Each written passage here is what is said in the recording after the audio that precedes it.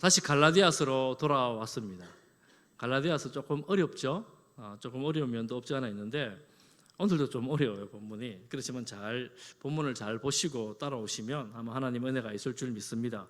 이 갈라디아서 내용은 우리가 예수님을 믿으면서 믿음의 도리에 대해서 약간 혼란스러운 부분들을 잘 정리해주는 내용입니다. 조금 어렵긴 하지만 듣고 우리가 예수님을 믿고 교회가 세워지면 그 교회 안에 이 믿음의 도리를 확실히 알고 가르쳐주는, 알려주는 그런 말씀이기 때문에 이런 시간이 필요한 줄 알고 함께 봅니다. 지난번 소그룹하기 전에 어떤 순장님이 연락이 왔어요. 어떤 연락이 왔는가 하면 우리가 지난번에 3장 13절에 예수님께서 율법의 저주를 받아서 돌아가셨다. 그래 이렇게 돌아가신 예수님 우리 믿어야 된다. 이런 이야기를 들었는데 순장님 질문이 뭐냐면 그런 거예요. 우리는 율법에 대해서는 잘 모르는 사람들이고 이거는 유대인들에게만 해당하는 것이 아닌가. 예수님 믿어서 구원받는다면 굳이 우리 양심의 법을 알고 우리 스스로를 돌아봐도 죄인이니까 예수님 믿어 구원받는 거 굳이 율법을 말하지 않아도 되는 거 아닙니까? 이렇게 질문을 해요. 제가 깜짝 놀랐고 또한 감사했습니다. 놀란 거는 뭐가 놀란 거냐면 순장님이 그 질문하고 난 다음에 바로 율법과 믿음에 대해서 논합니다. 다음 주에서는 율법과 믿음이 아니라 믿음 이후에 우리의 정체성에 대해서 말씀합니다. 그러니까 다음에 본문을 보면서 아마 연구를 많이 하신 것 같아요.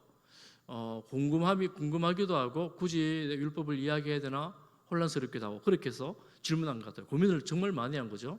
그리고 또 율법을 순원들에게 설명을 해야 되겠는데 너무 막역한 거예요.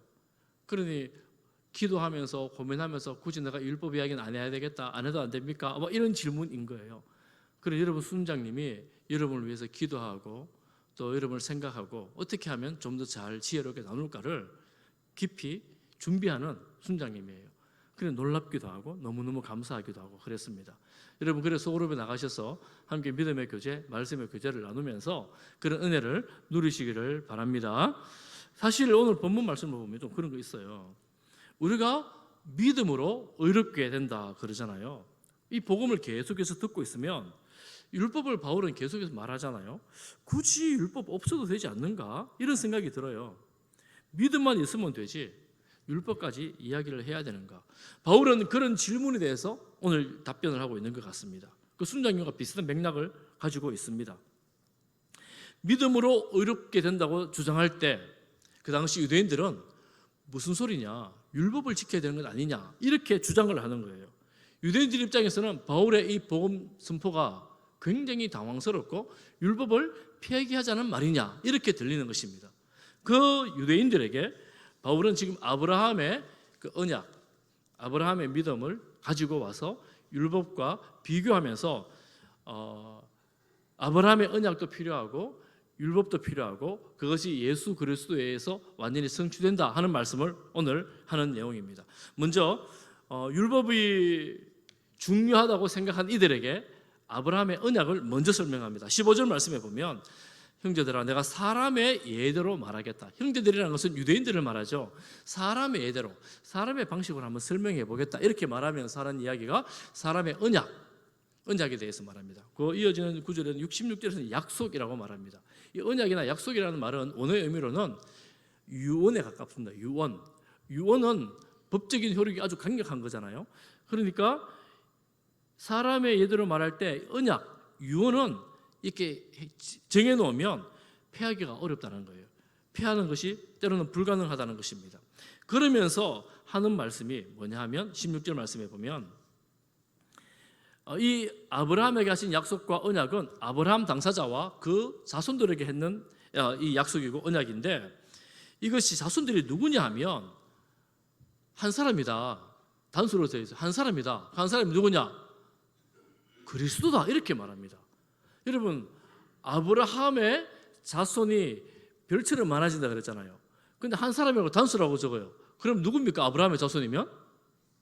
이삭이잖아요. 이삭. 이 당연한 혈통이잖아요. 그런데 이 바울은 이 말씀에서 신학적 해석을 합니다. 하나님의 계시로 신학적 해석을 하는데 그 언약은 아브라함에게 한 언약은 바로 그리스도가 후손으로 오신다는 것을 말씀하는 것이다. 이렇게 설명을 하고 있습니다. 놀라운 해석이죠. 이 말씀을 조금 더 보면 사람들이 생각하기에 언약과 율법을 비교를 하는데 언약과 율법을 비교하면서 미리 정해진 이 언약 이후에 430년이 지난 후에 율법을 주어졌다고 말합니다. 여러분 이게 무슨 말씀인지 혹시 아시겠죠? 아브라함의 자손들이 애굽에 내려가서 노예가 된 게 430년입니다. 그리고 출애굽에서 시내산에서 받은 율법이 받은 것이 바로 율법입니다. 그게 바로 430년 이후에 주어진 율법이라는 거예요. 그 율법이 늦게 왔으니까 이 미리 준 언약을 폐할 수 없다 이렇게 말하는 것입니다. 아브라함이 받은 언약도 그리스도를 말하는 것이고 또한 율법이 늦게 왔기 때문에 이 언약을 폐하면 안 된다 이렇게 강조를 합니다. 그리고 또 조금 더 살펴보면 18절 말씀해 보면 이렇게 말하죠. 만일 유업이라는 것은 상속받는 상속을 말하는데 이 상속이 율법에서 난 것이라면 약속에서 난 것이 아니라는 거예요. 율법을 지켜서 우리가 상속을 받는다면 여러분 상속은 법대로 되는 거잖아요. 그런데 이 율법 때문에 우리가 상속을 받는 것이라면 이 약속은 의미가 없다는 거예요. 의미가 없다. 약속은 뭐냐면 믿음으로 받는 것이거든요. 그러나 하나님의 약속으로 말미암아 아브라함에게 주신 것이다. 하나님이 이전에 이미 약속하셨다는 거예요. 율법으로 된 게 아니라는 것입니다. 그러면 여러분 오늘 이 말씀을 보면서 조금 이제 언약과 율법이 조금 애매해지고 힘들어지는 내용들이 나옵니다. 만약에 언약이 충분하다면 굳이 율법을 주실 필요가 있었느냐? 굳이 혼란스럽게 만들 필요가 있었느냐? 이렇게 생각해 볼 수가 있죠. 이렇게 생각할 수가 있습니다. 하나님은 언약을 통해서 하셨다고 말하고 율법을 430년 뒤에 주셨습니다. 야, 그러면 언약이 부족한 거 아니냐? 믿음으로 된다는 거 그거 안 된다는 거 아니냐? 율법 안 줘도 되는 거 아니냐? 언약이 충분하지 않았나? 이런 이제 생각을 할 수가 있게 되는데 그래서 19절에 보면 율법을 왜 주셨는가에 대해서 설명을 합니다. 율법을 왜 주셨는가? 여러분 19절을 같이 한번 읽어볼까요? 19절 중요한 구절인데 같이 봅니다. 시작. 그런즉 율법은 무엇이냐? 범법함으로 더하여진 것이라. 천사들을 통하여 한 중보자의 손으로 베푸신 것인데 아멘. 여러분 보시면 보세요. 여기 언약과 율법을 비교하고 있는데요. 언약은 하나님께서 아브라함에게 직접 주신 거예요. 그리고 430년 후에 율법은 한 중보자는 모세를 말하는데 천사들을 통하여 모세의 손으로 율법을 주셨어요. 그러니 지금 이 성경 구절은 무엇을 의미하느냐면 언약이 훨씬 더 귀하다. 하나님 직접 주셨고 그리고 430년 뒤보다 훨씬 빨리 주셨고 율법은 천사를 통해 간접적으로 주시지 않았느냐. 귀하다 이렇게 말하는 것입니다. 그러면 율법을 왜 주셨는가? 범법, 죄 때문에 줬다는 거예요. 죄 짓는 것 때문에 줬다는 겁니다. 죄 짓는 것 때문에. 이러면 좀 생각해 봐야 될 거 많아집니다. 법을 주신 것이 죄 짓는 것 때문에 주셨다? 이러면 좀 생각해 봐야 될 게 많습니다. 한 가지 제가 한두 가지 예를 좀 들어보려고 하는데요. 지난 금요일에 여러분 국회 본회의에서 딥페이크 성범죄 방지법이 통과되었습니다. 딥페이크라는 거 여러분 들어보셨죠? 요즘 언론에 계속 나왔잖아요.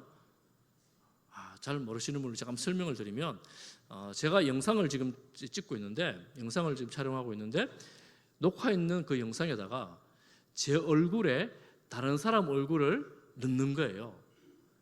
그래서 그거를 유포를 하고 돌리는 겁니다.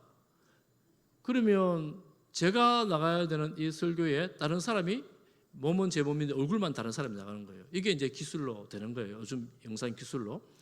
이게 설교하는 거야 뭐 괜찮다고 말할 수 있을지 모르나 범죄 행위에 이렇게 사용된다면 죄 짓지 않은 사람이 범죄자의 얼굴이 돼서 나가는 거예요. 이게 유포된다고 생각해 보세요. 음란물로 돌아다닌다고 생각해 보세요. 심각한 인격을 말살하는 범죄 행위가 됩니다.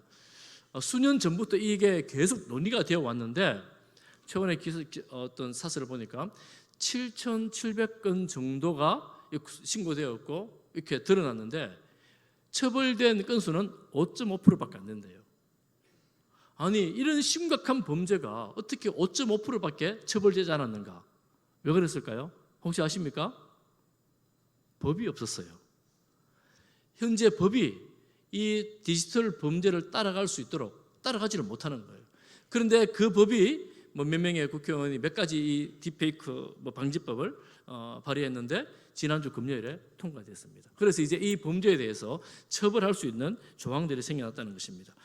여러분 생각을 해보면 정말 심각한 죄악인데 여러분 가끔 그런 생각하잖아요. 그럼 우리 뉴스를 보는데 야, 저 죄는 마땅히 평생 감옥에 있어야 돼. 이런 생각이 분노가 일어나는 그런 죄인데 신문을 보면 뭐 몇 년 이러고 끝나는 거예요. 막 화가 나는데 아니 어찌 이럴 수가 있나? 나중에 알아보니까 그런 죄에 대해서 처리할 법이 없는 거예요. 법 조항이 너무 약한 거예요. 그러다 보니 우리나라는 법을 지키는 나라잖아요. 법원에서 법을 안 지킬 수 없으니 법대로 하다 보니 그런 일들이 생긴 것입니다. 여러분 오늘 말씀해 보면 율법을 왜 주셨어요? 범법함으로 죄 짓는 것 때문에 법을 주셨어요. 여러분 그 상황을 조금 생각해 볼 필요가 있습니다. 출애굽한 이스라엘 백성들은 400년 이상 노예로 살았던 사람들이에요. 그러면 400년 동안 노예로 살면서 누구 법을 지킵니까? 애굽 바로를 왕으로 섬기는 노예의 법을 따르는 사람들이었습니다. 우리나라 50년도 식민지 안 했는데 강점기 아니었는데 여러분 요즘도 역사 논란이 많잖아요. 여러분 400년 이상 한 나라의 노예로 살았다고 생각해 보세요. 그러면 그 민족이 가진 고유한 정체성이나 언어나 그 민족이 가졌던 신앙이나 이런 것들이 뭐 남아 있는 게 있겠습니까? 그런데 그 백성을 불러 하나님이 뭐라고 말씀하시냐면 너희들이 내 소유다, 내 백성이다 이렇게 말씀하시는 거예요. 그러면 이 400년 이상 노예로 살았던 백성들을 하나님 백성 만들려면 어떻게 해야 될까요? 하나님 나라 백성을 만들려면 뭐 앞뒤도 모르고 아무것도 모르고 하나님이 누군지도 모르는 그들에게 하나님 나라는 이런 나라라고 보여주는 게 법입니다. 그리고 이 법에는 제정자의 속성이 성품이 들어가 있습니다. 그리고 이 법을 만드신 분은 하나님이신데 하나님은 이런 분이야 라고 이 법의 내용에 들어가 있습니다. 그리고 이 법을 잘 지키는 것은 하나님 나라 백성으로 살아가는 기준이 되는 거예요. 그리고 이 법을 잘 지키는 것은 하나님의 뜻, 하나님을 더 잘 섬기는 그 백성이 되는 것입니다. 그래서 이 율법을 주신 것입니다. 그러니까 죄가 뭔지 질서가 뭔지 그리고 이 백성의 삶의 정체성이 뭔지를 전혀 모르는 사람들에게 새로운 질서를 만들어주는 게 이 법이라는 거예요. 율법이라는 거예요. 제가 다른 예 한 가지를 들어보겠습니다. 도로교통법이라고 있죠. 도로교통법이 자동차가 시골에 한두 대 있는 데는 잘 지켜질까요? 생각해 보십시오. 시골에 자동차가 한두 대 있어요. 자동차 도로교통법이 특별히 필요하겠습니까? 특별히 필요 없죠. 뭐 있으나 없으나 서로 잘 알고 뭐 지키나 안 하나 뭐 서로 알아서 하는 거죠. 그런데 지금은 도시 대구에 도로교통법이 없으면 여러분 오늘 교회까지 오는데 굉장히 불편하고 힘드셨을 거예요. 도로교통법이 뭘 해줍니까? 이 질서를 잡아주는 거예요. 우리들이 안전하도록 그리고 건강하게 갈 수 있도록 법은 그런 역할을 합니다. 질서를 잡아줍니다. 질서를 잡아준다는 말은 뭐가 앞서고 뭐가 뒤에 가고 뭐가 우선이고 뭐가 뒤따르는가를 알게 된다는 것입니다. 여러분 법은 질서를 이렇게 세워줍니다. 그리고 이 법을 어기면 질서를 어기면 그 응분의 책임을 져야 되고 또한 처벌을 감수해야 하죠. 준비해서 제가 다시 본문으로 좀 돌아가 보겠습니다. 19절 하반절에 보면 이 법은 율법은 천사들을 통하여 중보자 모세에게 주셨다 이렇게 말하는데 그 다음에 하는 말씀이 뭐냐? 이렇게 말하죠. 약속하신 자손이 오시기까지 있을 것이다. 약속하신 자손이 누구일까요? 그리스도를 말합니다. 그러니 율법이 그리스도가 오실 때까지 유효한 이들을 잡아주는 무슨 방책이 되었다라는 겁니다. 여러분 조금 전에 보셨죠? 아브라함에게 약속하신 그 언약이 누구를 가리킨다고요? 마지막에 자손 그리스도를 가리킨다 그랬고, 율법도 그리스도가 오실 때까지 유효한 것이라고 이렇게 말합니다. 그리스도 안에서 이게 지금 성취되는 과정을 설명해 나가는 거예요. 설명해 나가는데 조금 어려운 말이긴 하지만 20절 보면, 그러면 여러분 이렇게 보면 어떤 생각이 드느냐면, 율법도 그리고 언약도 둘 다 필요하긴 필요한데, 여러분 조금 생각해 보십시오. 필요하긴 필요한데 율법은 지켜라 이렇게 명령합니다. 율법은 지켜라 이렇게 하죠. 여러분 언약은 무엇입니까? 아브라함이 하나님을 믿음으로 믿으라 이렇게 말합니다. 여러분 우리가 믿어야 됩니까? 지켜야 됩니까?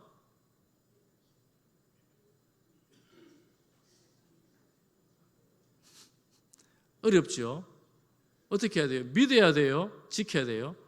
율법은 구약 보면 끊임없이 지켜라 그러잖아요. 우리 믿어라 맨날 믿어라 그러잖아요. 이거 참 난감한데 이런 충돌이 일어납니다. 하나님은 한 개만 하지 왜 두 개를 만드셔가지고 혼란스럽게 하는가? 지금 그걸 조합합니다.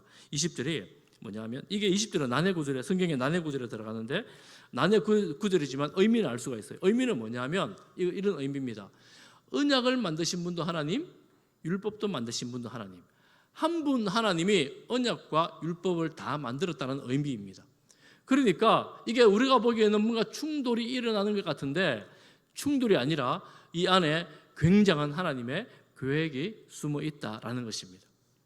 왜냐하면 하나님 한 분이시니까 하나님 계획 안에 이 언약과 율법이 다 들어가 있다라는 것을 말해주고 있는 거예요. 그러면 이제 그것을 우리 21절과 22절에서 이제 설명을 해내는데, 조금 더 보시면 여러분 21절을 보십시오. 충돌이 일어납니다. 그러면 율법이 하나님의 약속들과 반대되는 것이냐? 하나님이 언약하시고 약속하신 게 율법과 충돌이 일어나죠. 반대되는 것이냐? 뭐라고 말합니까? 결코 그럴 수 없다. 우리는 믿어라 혹은 지켜라라는 이 대명령 앞에서 혼란스러워하고, 지금도 여전히 혼란스러워합니다. 어떤 사람들은 믿어야 된다 그러고 어떤 사람은 지켜야 된다 그러고. 여러분 유튜브 많이 보시잖아요. 여러분 성실하시고 신실한 분들 유튜브 설교 많이 들으시잖아요.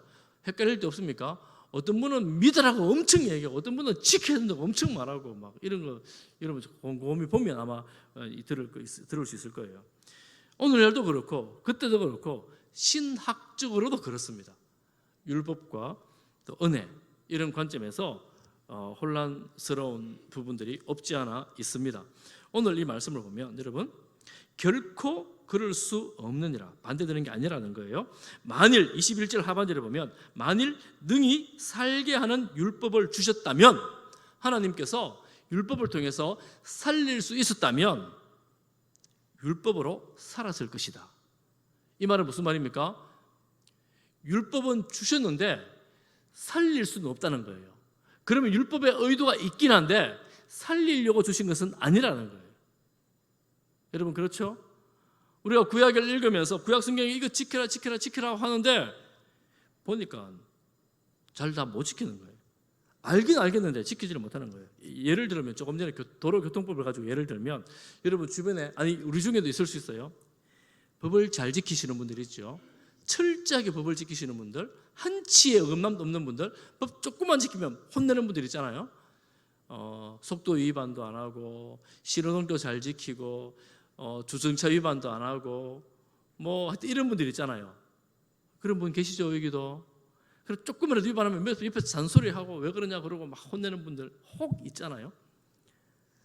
그런 분들이 조금 더 나아가서 안 지키는 사람을 보고 소리치고 너는 왜 인생을 그런 식으로 살아 그러고 막 비난하고 정죄를 해요. 성경적으로 보면 그런 사람들이 바리새인에 속한 사람들입니다. 바리새인들은 스스로가 율법을 다 지켰는지는 모르지만 지킨다고 모든 백성들로부터 존경을 받던 그룹들이 바리새파 사람들이었습니다. 그 바리새파 사람들은 금식도 하고 안식일도 지키고 그 주어진 헌금도 여러분 그 봤잖아요. 예수님 말씀하잖아요. 야채와 뭐 채소 이런 것까지 다 11조를 하고 막 이런 식으로. 그러니까 그렇게 못하는 사람들 주변에 보면서 이제 욕하는 거죠. 이렇게 기도하는 거죠. 저 세리와 같지 아니하고 우리는 일회에 2번씩 금식하고 뭘 하고 이렇게 살았습니다. 이러니까 다른 세리 같은 사람들 그런 사람 앞이면 고개도 못 드는 거죠. 나는 교통법규 다 지켰는데 너는 그것도 안 지키냐라고 하는 것하고 아주 비슷한 그런 사람이었습니다. 여러분 그렇다면 사실 교통법규 그렇게 다 지키는 사람이 혹시 있습니까? 그러면서 혹시 잘 지키는 분 혹시 있습니까? 제가 아는 목사님 중에 한 분 있어요. 고속도로를 가는데 절대로 100km를 안 넘더라고. 같이 타고 가는데 저는 좀 답답하더라고요. 네, 그렇습니다. 이 바리새파 중에 대표라고 말할 수는 없지만 유력한 바리새파 사람이 사울입니다. 사울. 바울 되기 전에 사울. 이 사울은 배경이 정말 대단한 사람입니다. 바리새파 중에 바리새파. 학문은 당시 최고의 학문 가말리엘. 혈통은 유대인. 시민권은 로마. 이런 사람이 없었어요. 그 당시는 최고의 엘리트 중에 엘리트 그룹에 가면 다 알아보는 사람, 서로서로 교양 있게 점잖하게 인사하면서 서로서로 알아보는 그런 사람이 바로 바울이었습니다. 그러니까 그런 율법을 거의 통달하여 율법을 지켜내는 사람으로서 이 예루살렘에 가보니까 또 돌아다니는 도시만 다녀보니까 예수라는 이단의 괴수를 전하는 이 사람들이 있는 거예요. 하나님 열정으로 참지 못하고 아니 이단자들 잡아 거둬야지 그러면서 그 열정과 그 율법에 관한 지식으로 다니면서 잡아 가두는 일을 했던 사람이 사울이었습니다. 그리고 죽이기를 돌로 던져 죽이기를 서슴지 않았던 율법을 지켰던 사람이 바로 사울이었습니다. 스데반의 순교 현장에 책임을 지는 그런 사람이었죠. 그런데 여러분 그런 사람이 어떻게 변합니까? 율법에 충실했던 그가 예수님을 만난 다음에 로마서 7장 22절에 보면 이렇게 고백합니다. 내 속 사람으로는 하나님의 법을 즐거워합니다. 하나님의 법을 잘 지켜요. 율법을 잘 지키고 싶습니다. 7장 23절에 보면 그런데 문제가 있습니다. 내 지체 속에 내 몸 속에는 다른 한 법이 내 마음의 법과 싸워 내 지체 속에 있는 죄의 법으로 나를 사로잡는 것을 보는도다. 내가 하나님의 법을 즐거워하는데 다른 한 법이 있어서 나를 계속해서 죄를 짓도록 끌고 간다는 거예요. 여러분 이 바울이 무슨 죄를 많이 지었겠습니까? 그가 많은 죄를 지었겠습니까? 바울이 죄의 법을 끌고 간다는 것은 행동이라기보다도 그의 마음이라고 말씀할 수가 있습니다. 그는 어쨌거나 안팎으로 인하여 그는 24절에 같이 읽어보겠습니다. 24절 시작. 오라 나는 곤고한 사람이로다. 이 사망의 몸에서 나를 건져내라. 나는 도저히 이래도 못 살겠다. 이래 어찌 살겠노? 이 사망의 몸에서 누가 나를 살려주겠는가? 탄식하며 말하는 거예요. 이 율법을 그렇게 잘 알던 그가 율법을 그렇게 지켰다고 생각했던 그가 이 속에서 죄로 말미암아 죽을 지경인 거예요. 세상에서 가장 탁월한 복음 전도자로 부름을 받았던 그가 이런 고통을 하소연합니다. 심지어는 디모데전서 1장 15절 말씀 우리 같이 한번 읽어보겠습니다. 디모데전서 1장 15절 시작. 밑보다 모든 사람이 받을 만한 이 말이요 그리스도 예수께서 죄인을 구원하시려고 세상에 임하셨다 하였도다. 죄인 중에 내가 괴순이라. 예수님 만나보니까 죄인을 구원하시려고 오셨는데 돌아보니까 그렇게 말씀 잘 지키려고 구약 율법대로 살았던 그가 내가 죄인 중에 괴수다 이렇게 고백하는 거예요. 다른 사람들이 볼 때 당신 그 정도 사람이 괜찮게 사는 거야. 네가 뭐 죄라고 괴수라고 말도 안 되는 소리야. 그 정도 살면 됐지. 여러분 가끔 이런 분들 있잖아요. 가끔 있어요. 야 저분은 정말 존경만할 분인데 하나님 앞에 나갈 때마다 죄인입니다 그러는 거예요. 그럴 때가 있습니다. 그런 분들도 있어요. 바리새인으로 살아갈 때, 아직 주님을 만나지 못할 때에 너무나 당당하게 백성들 앞에서 큰 소리 치면서 내가 저 예수를 따르는 자들을 잡아오겠습니다, 함께 갑시다 주도했던, 선동했던 그가 지금 완전히 다른 모습이 되었던 거예요. 제가 조금 다른 말로 표현하자면 그의 탁월한 배경을 가지고 때로는 교만하여 때로는 자만하여 많은 사람들 앞에서 이끌어갔던 그가, 그 앞에 서면 다른 목소리를 낼 사람이 없어요. 다른 사람들을 정죄하고 심판하기를 주저하지 않았던 그가 예수님을 만난 다음에 내가 죄인의 괴수로다 이렇게 고백을 합니다. 여러분, 율법의 기능이 무엇입니까? 율법의 기능은 범법함 때문에 주어졌기 때문에 죄를 알게 하는 것입니다.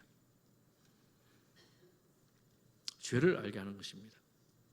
그래서 예수님을 믿어 구원을 얻은 백성들이 반드시 지나가야 될 한 단계가 있다면 바로 이 죄의 문제입니다. 아브라함에게 말씀하셨던 믿음으로 얻는 구원의 도리, 그것이 언제 유효하게 되는가? 예수님 안에서 온전히 성취되어지는데 이 예수님 안에서 성취되기 이전에 이 모세의 율법을 통과하면서 나는 예수님 없으면 도저히 살아갈 수 없는 멸망받은 인생이구나 하는 것들을 깨닫게 하는 것이 바로 이 율법의 기능이라는 것입니다. 예수님이 없으면, 율법만 가지고 있으면 죽을 수밖에 없는 거예요. 율법만 가지고 살았던 많은 사람들이 그 모양을 가지고 큰 소리를 쳤지만 예수님 오셔서 지독하게 비방을 하죠. 당시의 바리새인들. 여러분, 그렇다면 한 가지 짚고 넘어가야 되겠습니다. 유대인들은 그렇다 쳐요. 우리는 어떤가? 우리는 율법과 사실은 크게 상관이 없었던 사람들이잖아요. 율법을 나중에 알게 됐잖아요. 그럼 굳이 우리까지 율법을 적용해야 되는가? 조금 더 생각해 보면 여러분 스스로 한번 생각해 보십시오. 예수님을 믿으면 구원을 받는다라고 말할 때 우리가 생각하는 죄의 범주는 어디입니까? 우리는 죄에 대한 경중을 따질 때 경찰서 갔다 왔나, 혹은 감옥에 갔다 왔나, 혹은 검찰을 찾아가 봤나, 검찰 그러면 저까지 가면 큰 죄를 지었구나, 뭐 이런 식으로 생각할 수가 있는데, 법적으로 이 죄를 말하면서 어떤 사람들은, 대부분은 여러분 여기 있는 대부분들은 그런 지경까지 가지 않았잖아요. 대부분의 사람들은 윤리적인 문제로 죄의 경중을 따집니다. 아이고, 인간이 몹쓸 짓을 했구나, 이 윤리적인 문제를 가지고 할 때가 많아요. 야, 저 사람 정말 선하고 착하구나, 윤리적으로 선하게 착하게 사는 사람들을 말할 때가 많이 있습니다. 그런데 율법 앞에 서면 이 법과 윤리를 뛰어넘습니다. 율법 앞에 서면 너를 만드신 창조주 하나님을 경외하라, 너는 거룩하라, 이렇게 말씀합니다. 하나님을 경외하라, 거룩하라, 이렇게 말씀하는 이 하나님의 엄중함 앞에서 나는 하나님을 경외하겠습니다, 나는 말씀에 순종하겠습니다, 이러면 좋은데 이스라엘 역사를 보니까 하나님을 경외하고 말씀을 지켜내는데 실패하는 거예요. 지키지를 못하다라는 것입니다. 그래서 우리가 죄라고 말할 때 이 땅에서 법을 어기거나 혹은 윤리적인 삶을 제대로 살지 못하거나 하는 이 정도의 죄를 넘어 하나님 앞에서 거룩함과 창조주 하나님을 경외함에 있어서 우리가 온전하지 못하다면 의로운 성도로, 하나님의 백성으로 살아가는 것이 아닌 것이지요.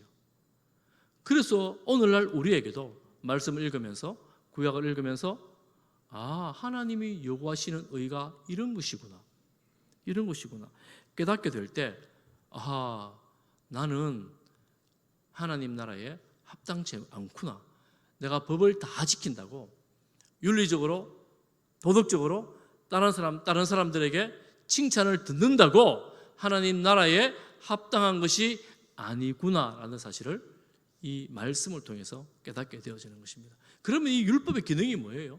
율법의 기능은 내가 다 지켜 존경을 받고 인정을 받고 칭찬을 듣게 하려는 기능이 아니라 내가 지킬 수 없는 형편없는 인간이었구나 라는 것을 드러내는 기능이 율법의 기능이라는 거예요. 율법 앞에 서면 나는 죄인입니다 하는 것을 고백할 수밖에 없도록 만드는 것이 바로 율법이라는 것입니다. 그리고 율법이 여러분 반드시 필요합니다. 어떤 사람들 그렇게 말하는 사람이 있어요. 예수님만 믿으면 되니까 구약 성경은 필요 없다, 신약만 보자, 이런 사람도 있더라고요. 보니까 절대로 그렇지 않습니다. 율법이 반드시 필요한 것은 하나님 앞에 살아가는 우리들의 모습, 나의 인격, 나의 삶, 나의 내면, 이 모든 것들이 주님 앞에서 다 드러날 것인데, 그때서야 비로소 예수님이 우리에게 절실하게 필요한 거예요. 아, 예수님이 없으면 내 인생은 정말 멸망으로 가는 거구나 하는 것을 깨닫게 되는 거예요. 존 스토트가 이런 말을 합니다. 오늘날 교회가 가지는 가장 취약한 점이 바로 뭐냐? 죄를 너무나 간과하는 것이다라는 거예요. 죄를 간과한다. 이게 무슨 말이냐면, 이 은혜의 복음을, 믿으면 구원받는다는 놀라운 은혜의 복음을 너무 빨리, 너무 많이 선포하다 보니까 죄를 죄로 인식하지 못하는 자들에게 믿으면 되지 뭐 믿으면 다 해결되지 뭐 이렇게 간과하고 넘어간다는 거예요. 죄의 심각성, 멸망의 심각성을 잘 알지를 못한다는 거예요. 그래서 오히려 진리의 복음을 개에게, 돼지에게 주는 것하고 같다라는 주님의 말씀을 인용합니다. 마태복음 7장 6절에 보면 예수님이 말씀하시죠. 거룩한 것을 개에게 주지 말고 너희 진주를 돼지 앞에 던지지 말라. 그들이 그것을 발로 밟고 너희를 찢어 상하게 할까 염려하라. 이 생명의 복음인데 이 개에게 주면, 여러분 진주를 돼지에게 주면 어떻게 하겠어요? 진주를 돼지가 목걸이에 걸겠어요? 개가 이 진주를 좋다고 귀에 걸겠어요? 자기가 싸놓은 똥밭에 던져놓고 밟을 뿐입니다. 그러니 이 생명의 복음, 예수 그리스도의 십자가 죽으심과 부활로 우리가 주 앞에 나갈 수가 있는데, 이 생명의 복음이 무시되고 천시됨으로 복음이 복음되지 못하게 되는 것입니다. 그래서 우리가 죄를 충분히 인식하는 것이 오히려 하나님 앞에 바로 설 수 있는, 바로 나아가는 큰 길이 된다 하는 거예요. 우리가 이 율법을 보면서, 오늘 이 말씀을 보면서 죄를 인식하는 게 이토록 중요한 것이구나. 율법은 폐기되어 없어져야 될 것이 아니라 오늘날도 여전히 시퍼렇게 살아서 율법 앞에 설 때마다 내가 죄인이구나 하는 것을 깨닫게 되어지고, 오직 예수 그리스도의 은혜로만 살아갈 수밖에 없구나라는 것을 깨닫게 되어집니다. 역사적으로 여러분 이런 일들이 일어납니다. 여러분 1907년에 대부흥이 우리나라에 있었습니다. 여러분 기억하시죠? 평양 장대인 교회에서 길성수 장로님 집회를 앞두고 너무 냉랭한 그 집회 앞에 자신의 죄를 회개함으로 그 집회가 몇 날 며칠, 정확하게 내가 날짜는 기억이 나지 않는데 몇 날 며칠 24시간 지속되면서 사람들이 회개를 합니다. 그럼 우리가 기억하는 게 뭐냐? 여러분 기억해야 될 게 뭐냐면, 우리는 부흥을 사모합니다. 우리 얼마 전에 미국에 그런 집회 부흥이 있었다고 생각하잖아요. 여러분 얼마 전에 미국 에딘버러 집회 부흥에서 여러분 무엇이 기억납니까? 그 교회에 맨날 며칠을 24시간 예배 드렸대. 사람들이 정말 많이 모여들었대. 정말 부흥이 있어서 이런 걸 생각하잖아요. 그런데 여러분 우리나라 부흥의 역사나, 그리고 조나단 에드워드가 주도했던 미국의 부흥의 역사나 똑같은 게 한 가지가 있어요. 그게 뭐냐면, 조나단 에드워드가 탁월한 신학자예요. 탁월한 신학자이고 탁월한 설교자입니다. 그가 강력하게 강단에 선포했던 게 뭐냐면 천국과 지옥 메시지예요. 여러분 안 믿으면 지옥 갑니다. 그리고 믿어야 천국 갑니다. 회개해야 됩니다. 강력하게 회개의 복음을 선포했는데 대부흥의 역사가 일어납니다. 뭐가 반복됩니까? 회개예요. 회개. 부흥은 어디에서 시작되는가? 회개에서 시작된다고. 회개. 그래서 내가 심령이 부흥하고 마음이 부흥되어지고 우리 교회가 가정이 부흥된다 그럴 때 어디에서 시작되는가? 회개에서 시작된다. 죄에 대한 깊은 각성, 죄를 깨닫고 내 죄를 가지고 통회함으로 주 앞에 나가는 것에서 부흥이 시작됩니다. 그 부흥이 어디서 나온다고? 말씀.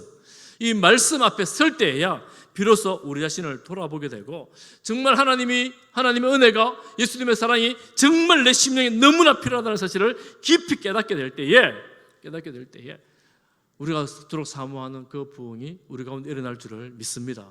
그래서 우리가 말씀 봐야 돼요. 말씀 묵상하셔야 돼요.